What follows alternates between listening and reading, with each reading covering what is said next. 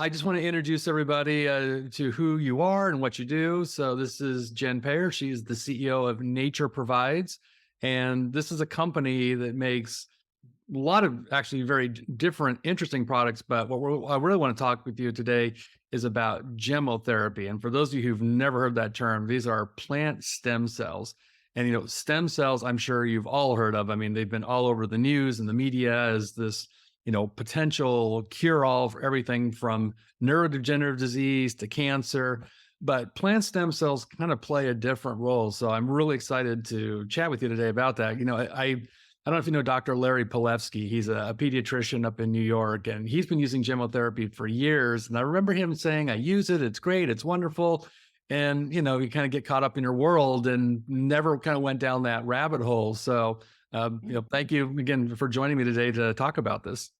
Yeah, I'm so grateful to be here and to share what I've learned about gemmotherapy over the last many years. Well, let's jump into it. I mean, what is gemmotherapy? What are plant stem cells? Yeah, so gemmotherapy or plant stem cells come from the new growth on the plant in the springtime. So that is the only stage of growth where you can get the embryonic, which is what we work with. And in that stage of growth, the plants contain something called juvenile phytohormones, which is a mouthful. But some of the common ones are auxins, gilbillarins, and they are known to regenerate things in the body. And they're also known as drainers. So they will go into the cell and into the organ and into the tissue and pull things out that aren't supposed to be there and then regenerate the health of that organ or tissue or cell. So, unlike an adult herb, these have an energetic and a biologic function in the body. Yeah, I was surprised. I actually started, preparing for this talk today. I was digging in some of the research, and I was surprised how much research is out there on plant stem cells.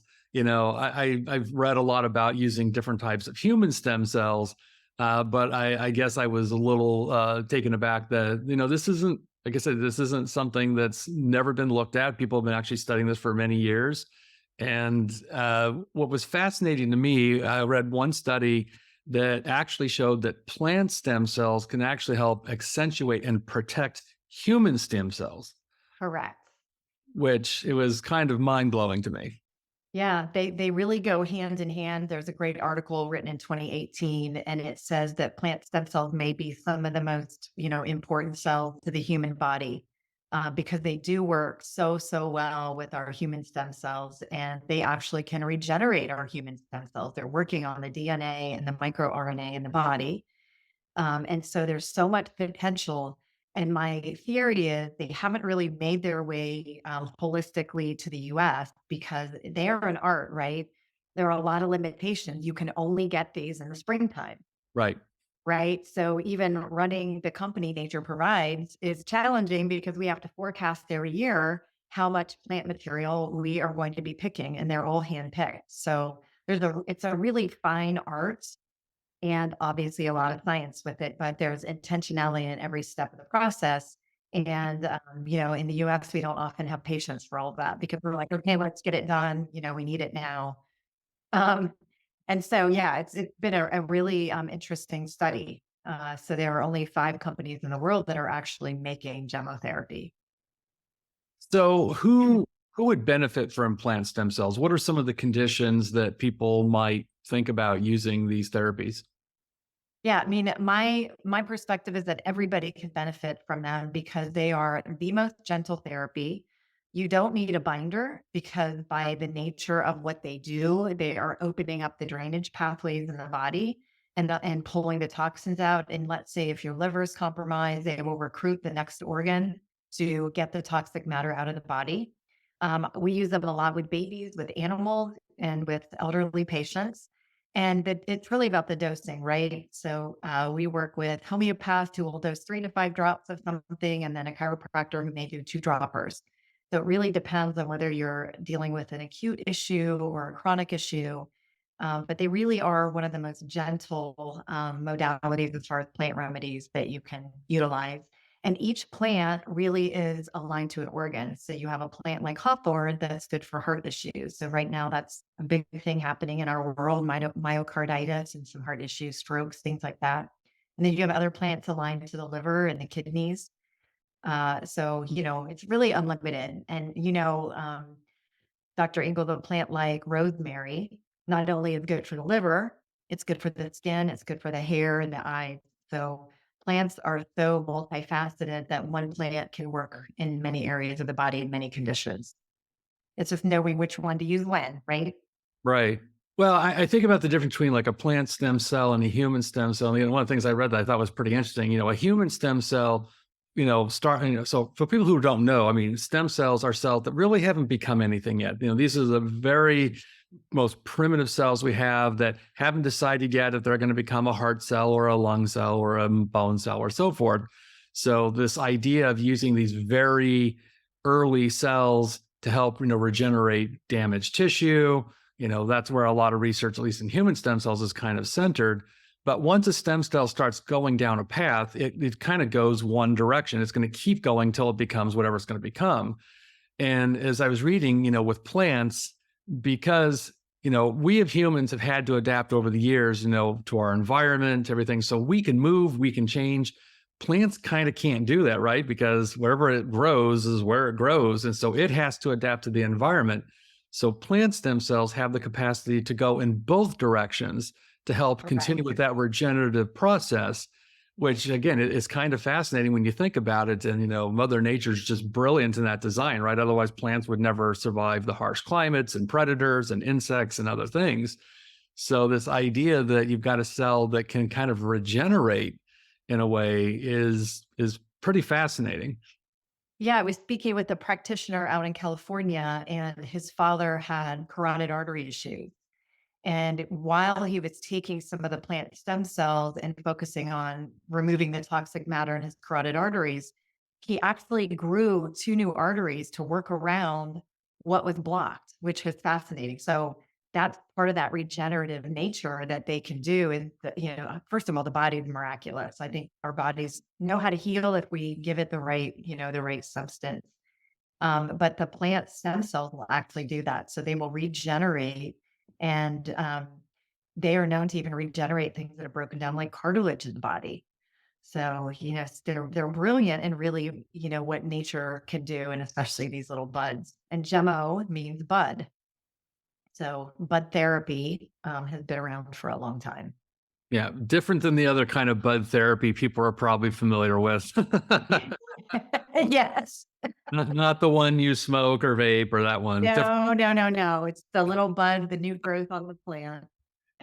I was looking at your website and you've got, I mean, 100, and I think with the Gemmotherapy specifically, I think it was 132 or maybe it was 162 different products. So as, a person who might be interested in using this, is this something anybody can do on their own, or do you really need a practitioner who's trained in this to guide you on knowing which plant you need to help, whatever specifically ails you? Yeah, it's a little bit of both. So we do have about 35 complexes, and the complexes are designed around specific issues and systems in the body. So we have Calm Heart for the heart, Cleanse Your Gut for parasites and cleaning out the gut. We have a fabulous product called Allergy Lift that over time actually acts like getting allergy shots. So our scientific director was sharing that if you take that for a period of time, you will actually overcome whatever allergen or, histamine you have a reaction to.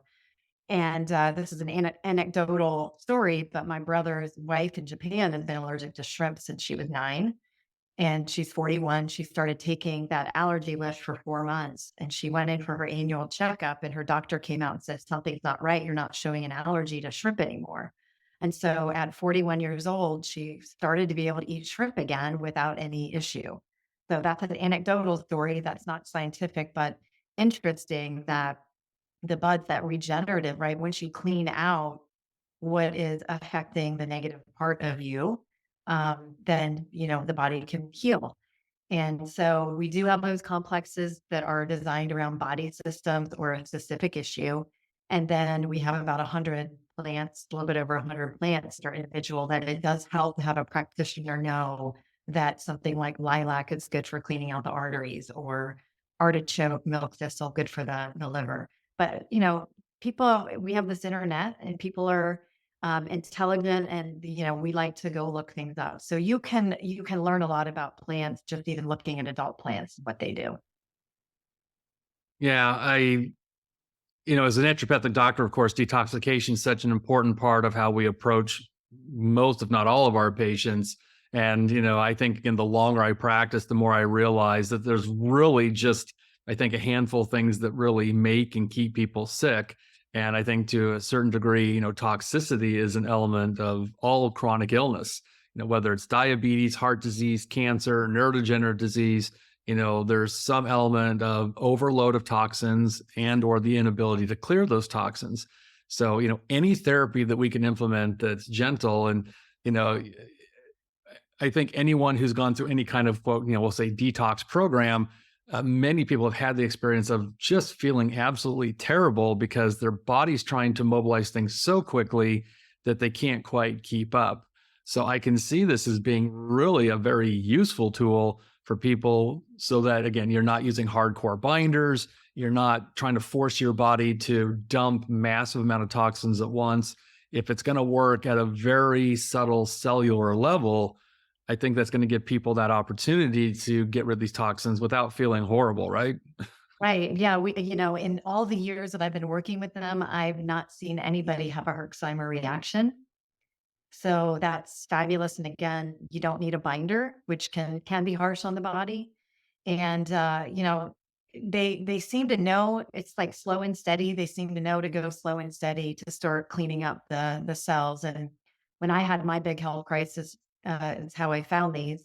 And at one point, I was taking 120 supplements a day. I was taking all the good stuff, the CoQ10s, the turmerics, and because I had such a toxic load, my body wasn't absorbing what I was putting in it. And once I started taking the gemmotherapy, then my body could take in, and my cancer markers, everything normalized.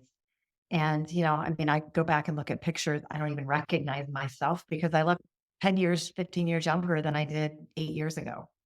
And that was that toxic load, right? The toxic load ages us.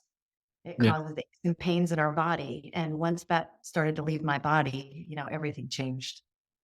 Well, I'm actually, very interested in trying it for myself. I mean, again, I live with MS, and I know that toxicity is a big part of any neurodegenerative problem.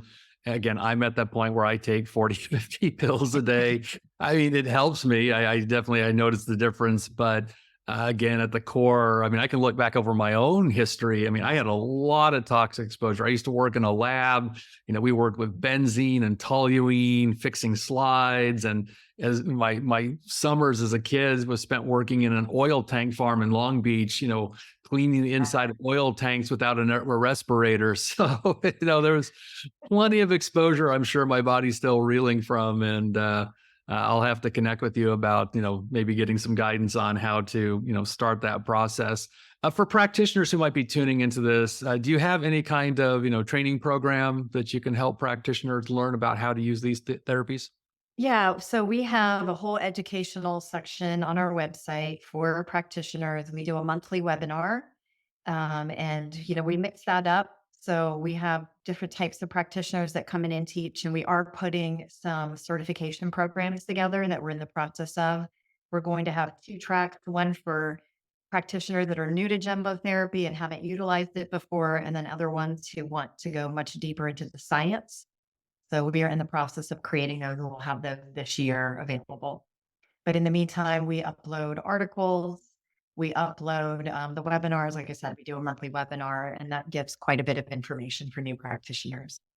Well, I'm definitely going to have to sign up. I'm very interested in learning more about it. It's funny. I think, Mary Agnes, I can't remember if we met at Mindshare We uh, did last year. last year. Yes. Okay. So I know it's been on my mind, and, we get caught up in life, but I think this will be a great tool, certainly to add to our practice. And I think, again, for those tuning in, this is a very, I think, useful, gentle tool to implement. And so if it's something, you can do on your own, great. If you can find a practitioner that can give you guidance, I'm always in favor of that. So if you got someone who's got the experience of having worked with dozens, hundreds, thousands of patients and being able to see, how these different plant medicines affect people, knowing how to change dose when needed, that can be really helpful. But I think, for people who just want to kind of dive in, I mean, I was looking at your website, you've got a lot of great information there. I think people can start on their own. And like I said, there's very little risk of side effects. I think it's very hard to overdose on these kind of things, but I recognize everyone is uniquely different. Everyone's immune system's different. People react to things in different ways. So we just have to respect the individuality of the person. But I think it'd be something worth looking into. And we do have a find a practitioner tool on the site. So if you are interested in learning more and wanting to have somebody in your area or different type of expertise, it's available. Well, I think, the one thing the pandemic showed us is that, telemedicine works. And I know a lot of practitioners like myself, we consult with people like this over Zoom. Fortunately, I think a lot of governments don't really view this as being, quote, medicine. So it's not the practice of medicine when you're giving people, guidance and advice on herbs and homeopathy and things of this nature. I don't see it as crossing any legal issues. So again, if you don't have anyone who might be local to your area, you can probably find someone who's close enough that you can maybe consult with virtually if you need that kind of guidance. So good to know that you got that Absolutely. tool available. Yeah. Well, I know, Michael, you're the only one joining us live here today, but if you have any questions for Jen, feel free to post it in the Q&A chat thing. I know you usually have a lot of great questions to share. So Yeah. I'm also curious about where your plants are, or where the company gets most of their plants. Is it a specific part of the country, or do you harvest them from just different places around the world, depending on what plant you're trying to No, harvest? we actually harvest all of them in the Apennine Mountains in Italy. Oh, So okay. if you're standing up there, you could actually see the French Alps. Wow. I was supposed to go see the plants in 2020, and I missed my flight by a week because of COVID. And so I anxiously waited. And last year, I got to go out there and actually pick the buds. So they are, I'm a gardener and I was expecting them to be very cultivated. Now they grow in the wild, which there is an energetic principle of Nice. that. So they're in their natural environment. And botanists go and identify and make sure, yes, it truly is a silver fir tree. And then they go pick the bud. They don't ever pick more than 20% because we don't want to harm the plant. We want it to thrive. So I look at that as like pruning the plant. Yes. And within 2 hours of picking that bud, and it's just that intentionality I mentioned before, they've got to pick the bud and get it into the solvent, which is organic grape alcohol and organic glycerin. And they have to do that because the bud starts to open and you actually start to lose some of the healing properties. So the buds then get macerated for 21 to 28 days, depending on which plant it is. And then after that time frame, they actually pull the plant material out, burn it, and then put the ash back into the liquid that is known as spagyric, an ancient alchemical practice that brings all of the oligo and mineral elements back into the tincture. And then they spiralize it, which is, like structured water. So it becomes more bioavailable. So again, like there is such intentionality at every step in the process. And in the Apennine Mountains, nothing is sprayed.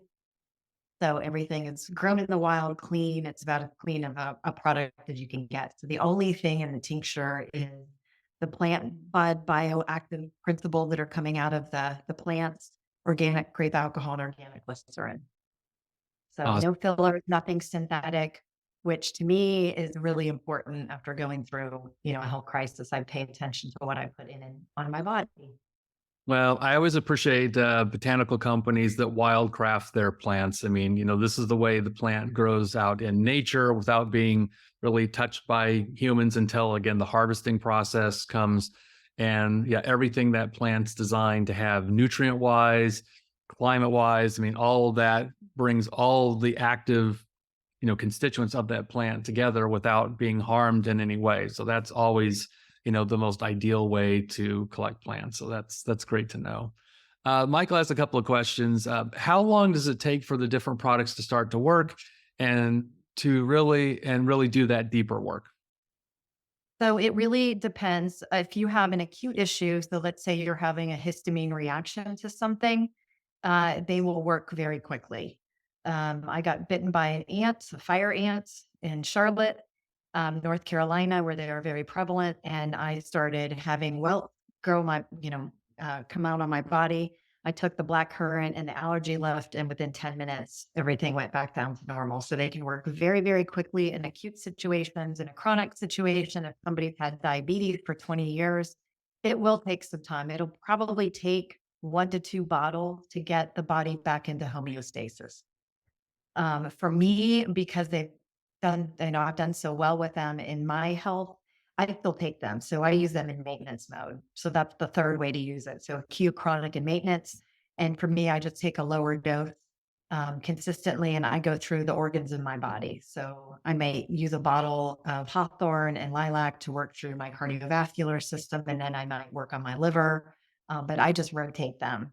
And, that's kind of a principle of gardening is you don't ever take the same things over and over and over and over again because our bodies get used to it. So I like to rotate them because I am in maintenance mode. So I Great. hope I answered your question. It depends, but for the rule of thumb I use is for every year that you've had an imbalance, it will take a month to bring that back into homeostasis. True balance and healing. Great. Are there any ways in which your products differ relative to the other 4 companies that make Gemmotherapy?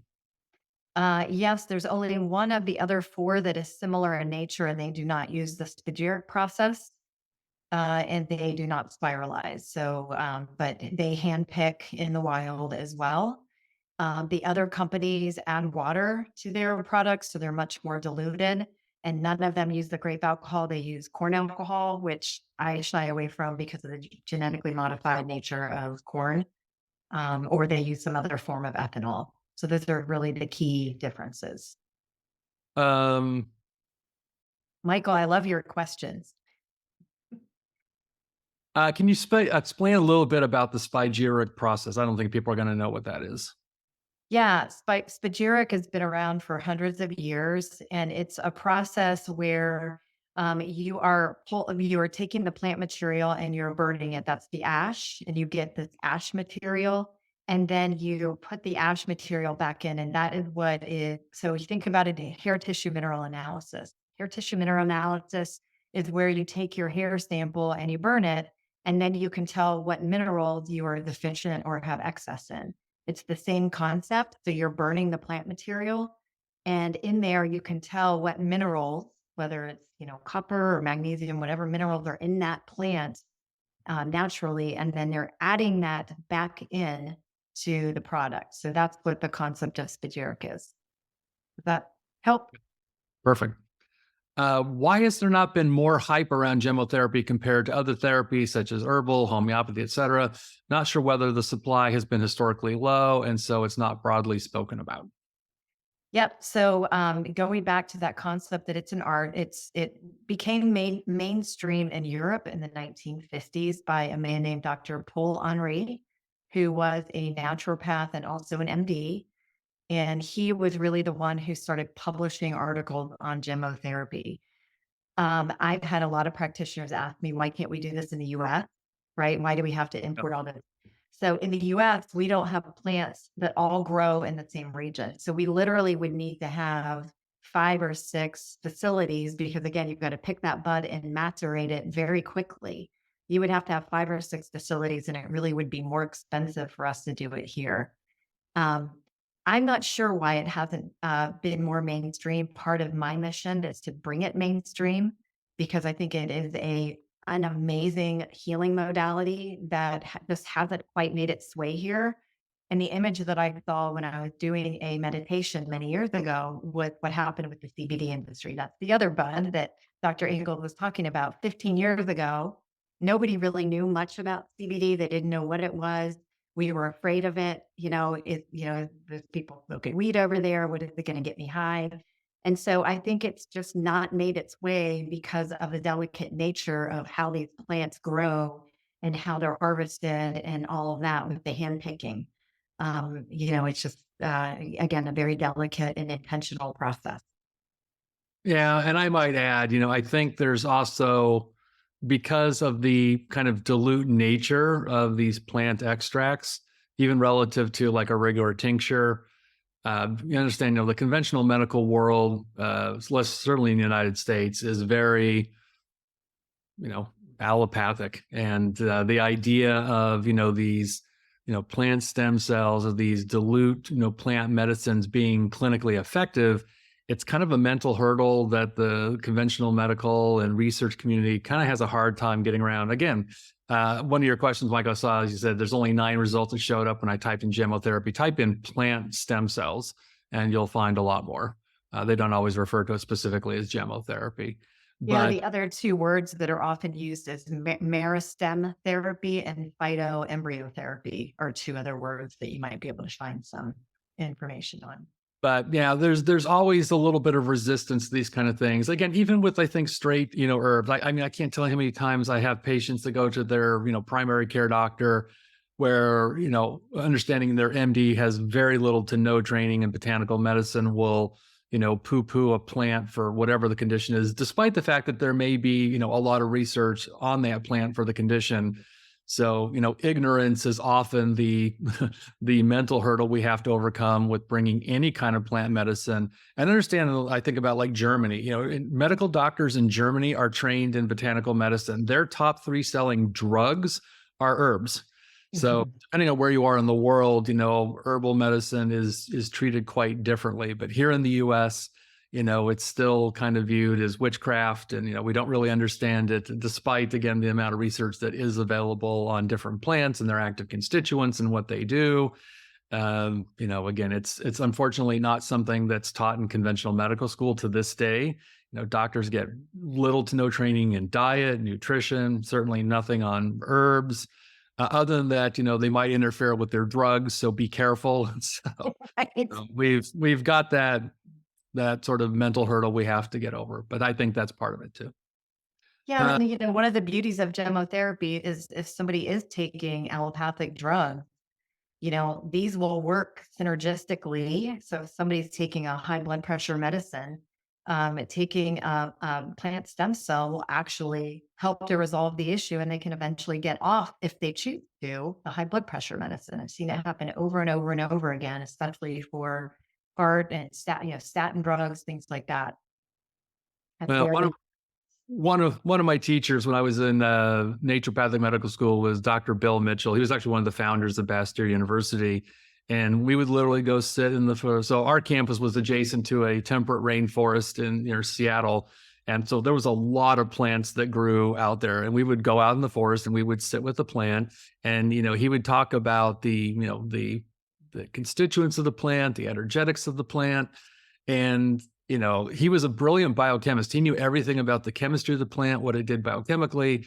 But again, the longer he practiced, the more he used plants almost homeopathically. Take one drop, hold the plant in your hand. You don't even put it under your tongue. There's more to these plants than their straight chemistry, I think, that yes, influences our health, which is why if you look around the world culturally, I mean, plants have been used by Native Americans and Inuits and, African culture. So, I mean, it's used extensively. People figured out a long time ago how these plants influence health. And when you look at the doses used, I go, well, that's not very much. I'm like, yeah, but you may not need very much. I think, again, we think so much like drug therapy that more is better. And with plants, that's not always the case. In fact, in homeopathy, it's the opposite, right? The more diluted it is, the stronger it is. So, absolutely. yeah. Absolutely. Michael also asked, to what extent does the severity and nature of one's state of illness influence how much / in what ways gemmotherapy will impact them?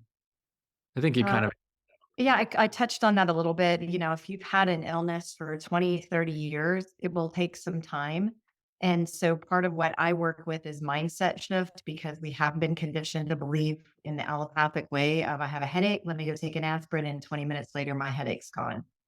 What I love about naturopathy and some of these other holistic modalities is we don't look at symptoms. We look at, well, what's causing that? Did you eat today?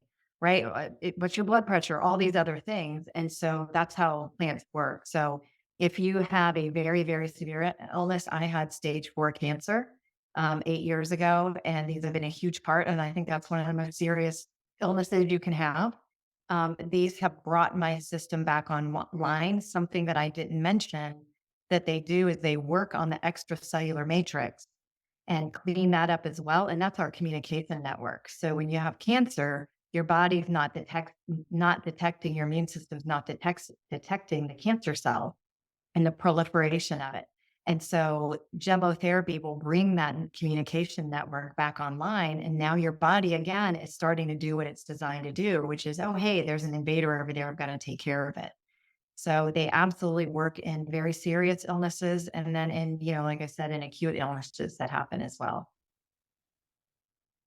Are there any interactions with drugs or certain conditions? Should people exercise caution using them? I have not found any other than if somebody is on a blood thinner, there are a couple of plants. One of those is maidenhair tree. It's ginkgo biloba in this form. If you're taking high doses of it, you could have, and you're having surgery or something. Those are the only ones that I know of that I use a little bit more caution with. Everything else, I have not had any drug interactions with, nor have any practitioners that I work with. Are there any other complementary therapies you think enhance the effectiveness of your products? I would say it's the other way around. I think gemmotherapy is a great enhancer of other herbal remedies because of how they work in the body. And yeah, I would just leave it at that. Perfect. Well, I think that's all the questions we had today. And I think we covered a pretty broad base so that people have a good understanding of what gemmotherapy is, how it can be utilized. Clearly very safe and it can be very effective. And again, has very broad application. Again, I like the fact that, again, it's just one more tool in the toolbox. You can use it if you're doing acupuncture, if you're doing other botanical therapies, if you're taking medication. That's, I think, the beauty of medicine, right? It's like, it's never just one thing. We've got all these different tools to use, and we just got to figure out the right way to apply it to each person. Correct. Yeah, totally agree. You're speaking my language.